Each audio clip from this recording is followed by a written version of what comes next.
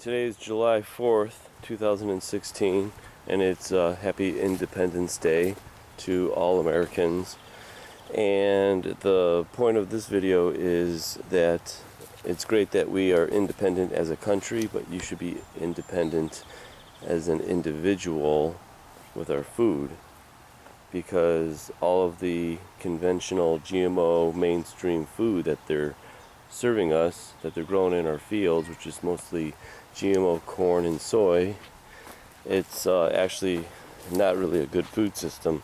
So this is about being independent from our mainstream food supply, and you could do it yourself by building your own organic vegetable garden. And the only way I could do it is with this cage. And if you look up Garden Catraz, you could see exactly how it's done. But you need to start becoming independent as an individual to your food that you're eating and have access to. Real food you do not really have access to. It may be in your grocery stores, but I bet there's a high amount of herbicides and pesticides, insecticides, and very bad cancer-causing compounds that are in our food. And the only way to go about that is to grow them yourself. So get yourself a tiller, it helps big time, and then get yourself your little piece of property. Hopefully it doesn't have any weed and feed or synthetic herbicides on it, but you got to keep the animals out. It's the only way you could do it, and you can become independent, not only on this Independence Day, but every day. Now, the only way you can become independent from our mainstream food supply, which is very conventional and genetically modified, is grow your own. So on this Independence Day, become independent from our food supply and start growing your own. And it can be done. Garden Catraz is the answer.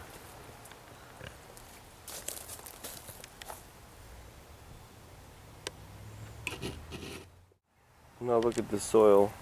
Always amend. There's wood chips, leaves, there's rocks, soil, organic matter, anything you could think of. And I'm ready to plant. A little late, but it's always better late than never.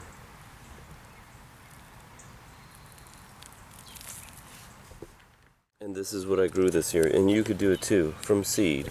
My favorite sweet red pepper is Nardello. This one's Jimmy's Nardello, probably no difference. I grew these from seed, they're ready to go, all organic, and you could do it too. Don't be reliant on synthetic farmers. They're all growing GMOs, and it's not good for you. Go a no spray, which means no sprays whatsoever. And I bet you can grow vegetables that are the healthiest ever, because you do not spray the insecticides. And I truly believe the insecticides are actually harming the plant's health, and that's why you have to spray this stuff, is so it can produce as much as it can before it's stressed out. Try a no spray. I bet you could do it, because I do. Alright, after I tilled it, I did my mounds, given adequate spacing for the tomatoes to grow. I'm putting basil in between the tomatoes. There's the peppers. I've got bush beans coming in the middle here. You can have pole beans going up the poles.